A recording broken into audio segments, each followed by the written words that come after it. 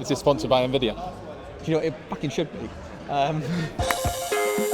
Thank you so much for joining us here at the FF Tattoo Studio here at the Fintech Talents Festival 2025. NVIDIA CEO has the NVIDIA logo tattooed. It's how you make a $1 trillion company. It's not about product, it's not about opportunity, it's about does the founder and CEO have the guts to get their company's logo as a tattoo. Tell us about the company this logo represents. Bourn is looking to reinvent the business overdraft. So if you think about SME finance, a lot of people have been trying to disrupt this space over the last 10, 20 years, and there's kind of a common theme that business overdrafts have been taken away by banks. They used to represent about 30% of kind of business finance, now they represent only 5%.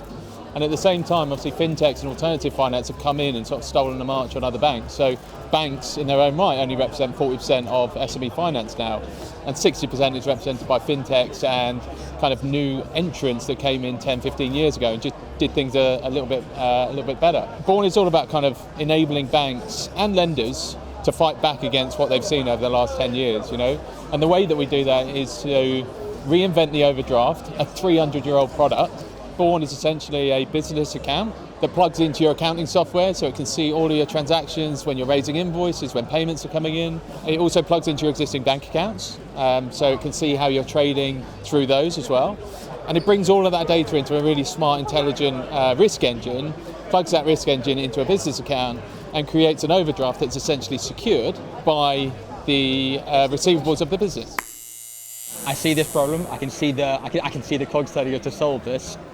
What I want to know is, why you?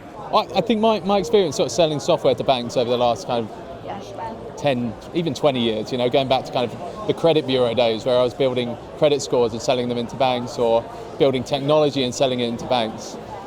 You get this innate understanding of how banks operate, and I've worked in banks, right? They're very, very complex, huge organisations that take a long time to change. My two co-founders, Nick, who's an ex-banker, ex-commercial banker, used to sanction deals, myself, who used to sell technology into banks, and our other co-founder, Paul, who built payments technology as a CTO. We said, what's unique about this is that we've got the right team to actually build a fintech in its own right. And if you build a fintech and you get your own customers and you become regulated, you become that North Star of actually what a bank is looking for.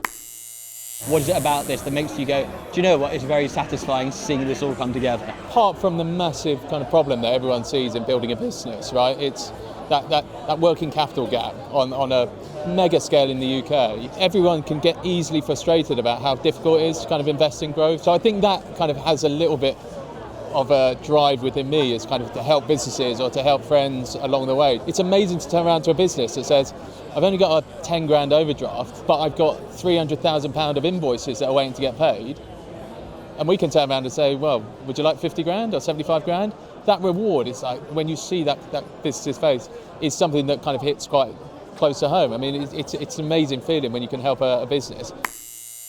Yeah, well, thank you so much for taking the time to speak with us and tell us about that. That looks very cool. The actual ones we're going to be getting is sort codes and bank accounts. Because when we got our EMI, we were like, we have to get our sort code stamped on our thing. I think we're going to get it on our next. Oh, that's actually very cool.